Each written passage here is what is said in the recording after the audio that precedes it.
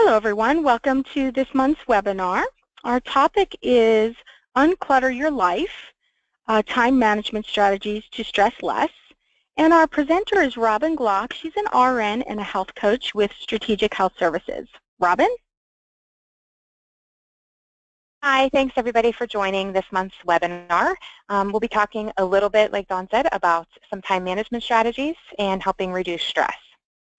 So the objectives throughout the webinar are basically just to go over some time management tips and strategies, discuss some ways to unclutter your life, whether it is your personal life, home life, or your work life, and then also as we move into the holiday season, some tips to reduce holiday stress.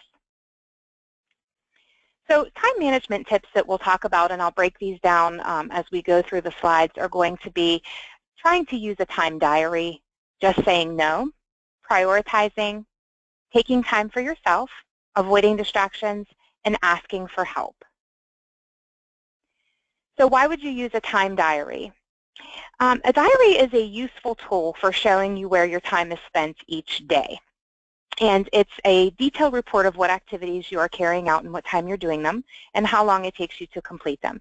So this includes all of your activities from the time you get up until the time you go to bed. So you would be writing things down as you do them. So each activity, not just those things that you're considering to be work. So that's the time it takes you maybe in the morning to get ready for work, what time you had your lunch, how long you went to the supermarket for, different things that you can sort of take a look at and prioritize. So what is the purpose of a time diary? So it is used to help you improve efficiency.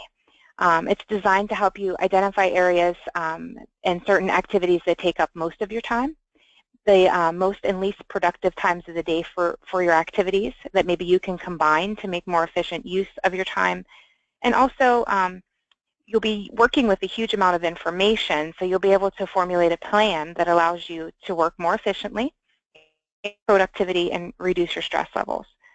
So how do you keep a time diary? It's not very hard. You just basically are going to note down when you start a task, when you finish it, and what that task was.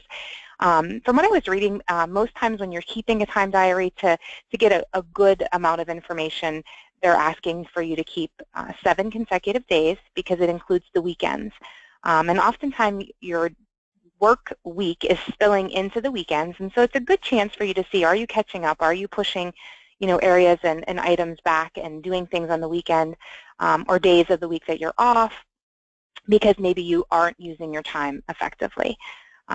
So the most important thing with the time diary is to know you can print out sheets like they're showing here on the screen, this personal daily planner template. You can just jot it down in a notebook or get a specific journal. But if you're trying to get the information together, it's a great way to see where you can make some changes. So the one thing that's the most important part of the time diary is to complete the diary as you go. Make sure you're doing the entries as you're completing the tasks, because if you try to sit down at the end of the day and think about what you did, thinking back to 7 in the morning or trying to figure out certain times, inevitably you're going to miss things and probably miscalculate how long it took you to complete it. So to get the most accurate diary, try to complete it as you're moving through. So the next topic is just say no. Our lack of ability to say no is not a personal flaw that we're born with. We've learned to say no. Saying yes sounds so much more positive. So people tend to overbook themselves and say yes to things that maybe they don't have an interest in. So saying no creates more room in your life. And saying yes to less can simplify. So basically, you may be that person at work that, you tend to say yes to projects, so people come to you and you get bogged down at work. It's important also in your personal life if you've got a lot of things happening and you feel like you're overextending yourself as far as availability and time. It's important to think about things that you can say no to.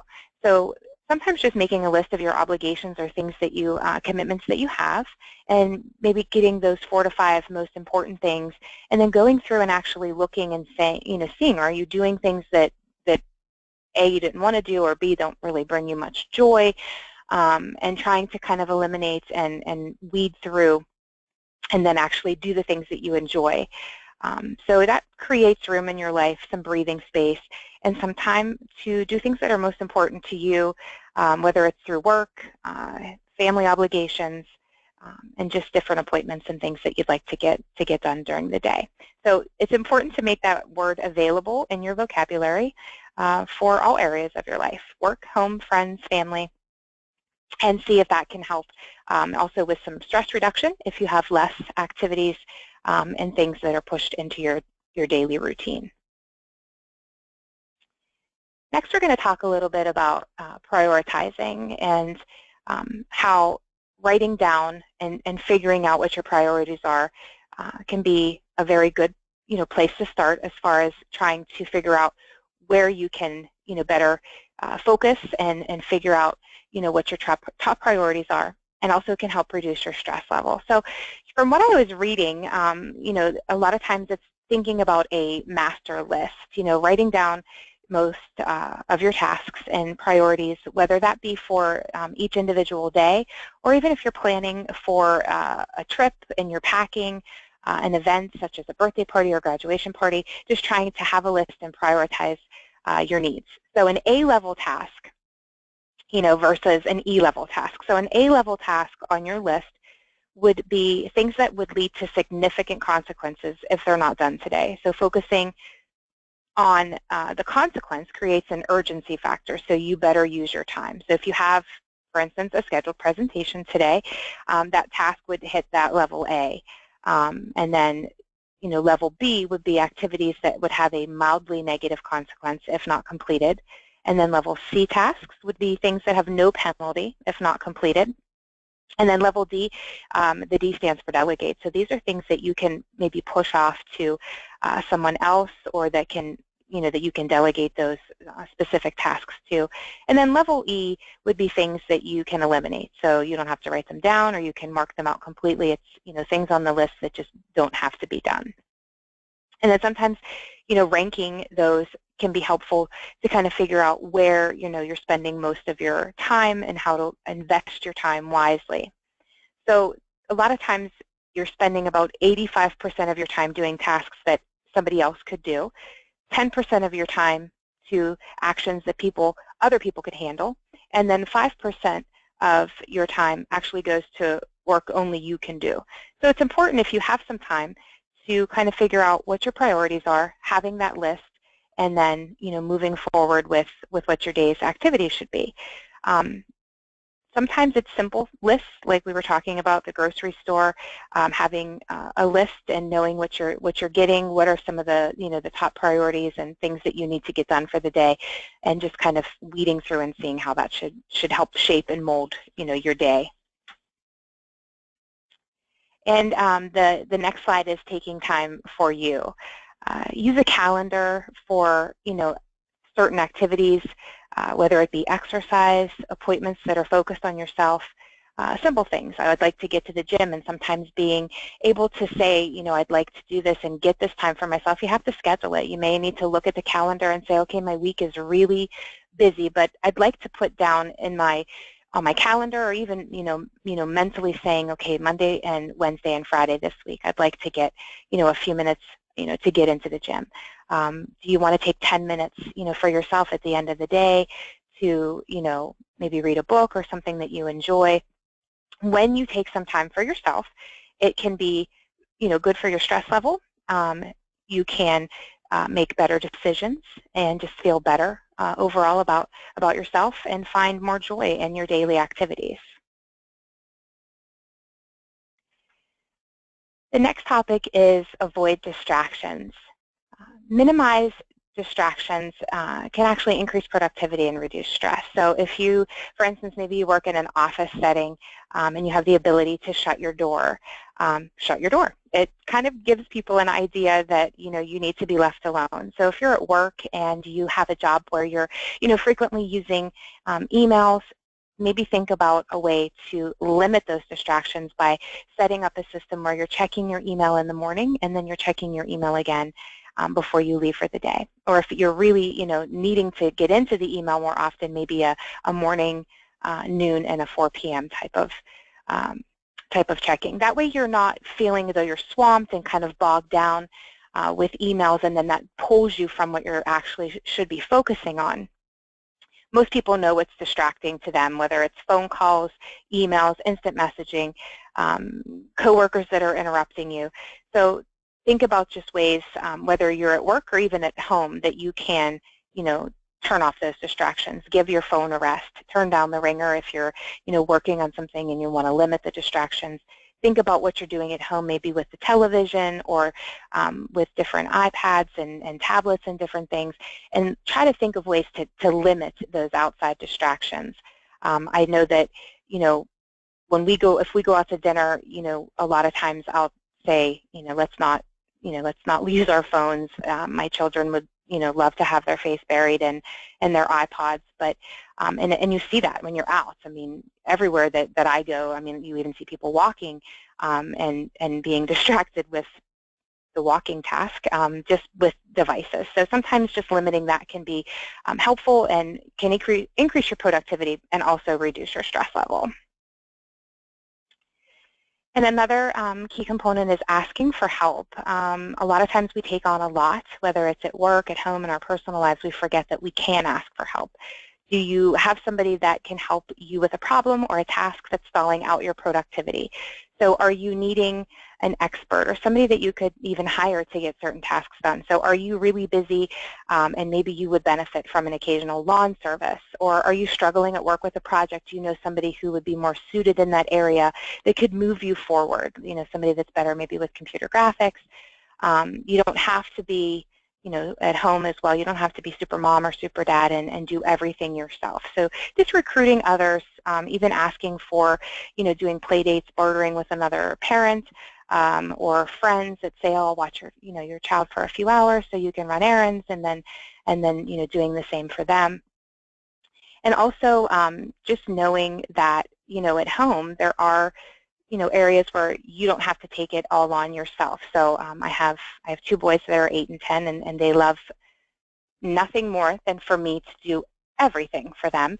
And so this summer we have children that are actually able to do a few things, which is really good for me. It does reduce my stress level to know that they can actually clean up after themselves and run the sweeper, little things that you can do to have other people help and just move forward with less stress each day. Our next topic is clutter in your house. So when you think about dust, mold, and animal dander that collects in cluttered homes, they're bad for allergies and asthma. And clutter is a catalyst that can constantly demand your attention. It can decrease your productivity and performance and actually increase your stress level and your stress hormone.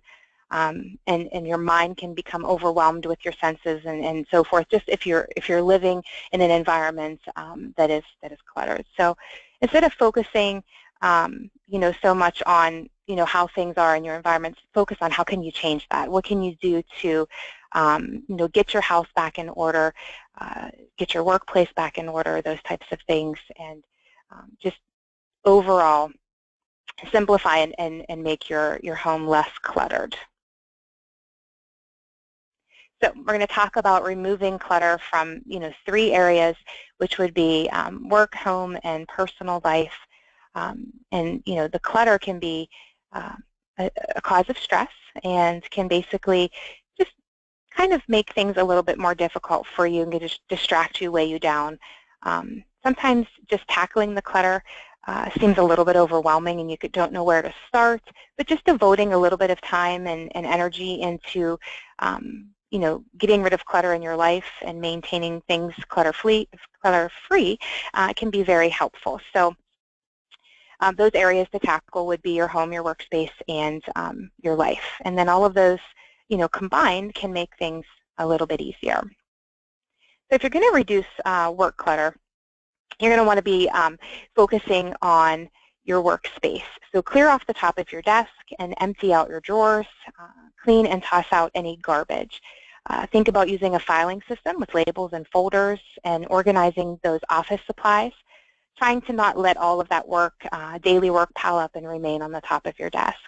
And also focus on your computer. Look at, old emails and programs and files and remove that visual clutter as well. If you have the ability to set up appointments and keep yourself organized using your, the computer and the calendar, then that's a good way also to get your work environment clean and help reduce stress and increase your productivity. And then reducing home clutter, go through and think about ways that you can simplify your rooms, cleaning out your closets and your drawers. So a lot of times you'll have clutter just sort of laying around. So you may want to start in your rooms and just kind of, go through and remove things that are just lying around on the floor and just kind of hanging out on countertops and shelves and so forth. And get that cleaned up and move that into 3 different piles, the toss, the throwaway pile, the donate, or the keep. And then organize the things that you're keeping, especially in those closets and drawers, because a lot of times the outside looks good, but if you open up your cupboards, your kitchen cabinets, your drawers, different things, they're extremely cluttered and packed, and that can have an impact as well. So sometimes once you've, done the visual part of the room, going kind of a little bit deeper and even focusing on moving through and getting those things organized, and keeping with that same toss, donate, or keep way of thinking as you're going through, can definitely be helpful to reducing your clutter. And then reducing your life's clutter. Reduce your commitments, establish a routine. So you've tackled, maybe decluttering your work area and your home, and then you can start to reduce some of the clutter in your life. So a lot of times we are bogged down with a lot of things that we need to do at home and work and school and in our personal lives. So taking a look at what all of your commitments are, seeing it kind of written down, maybe even on just on a piece of paper to say, okay, these are, a lot of the commitments that I have on a day-to-day basis, and then figure out which ones you really need to do and want to do that bring you joy and have value and is worth the time that you're going to invest in them. And then if you don't really love it and you don't really need to be doing it and it's something that you can get rid of, then eliminate those things and have more time in your life for things that you really enjoy doing. And when you think about establishing a routine, a lot of us do have a routine. We have things that we're doing in our daily lives and obligations, chores, and so forth. And then just making sure that you may be able to kind of batch those things together, kind of get things more organized. So if something even simple as household tasks and chores, knowing that, Friday is your, day that you clean the bathroom and you do laundry on certain days of the week, just having a routine and a plan and a to-do list and help prioritize and make things a little bit easier. So once you've successfully decluttered, whether it's one area, or all 3, it's inevitably going to start to creep back in.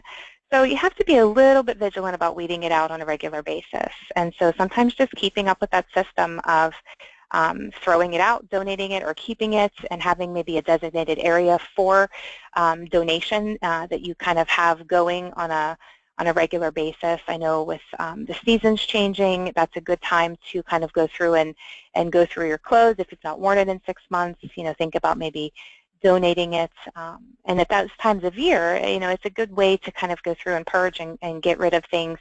If you're decorating for the holidays and different things, that's also a time for you to kind of go through and reduce clutter. And even at work, thinking about at the end of the week, is Friday a good day to go through and remove emails and documents and things that don't need to be in your computer.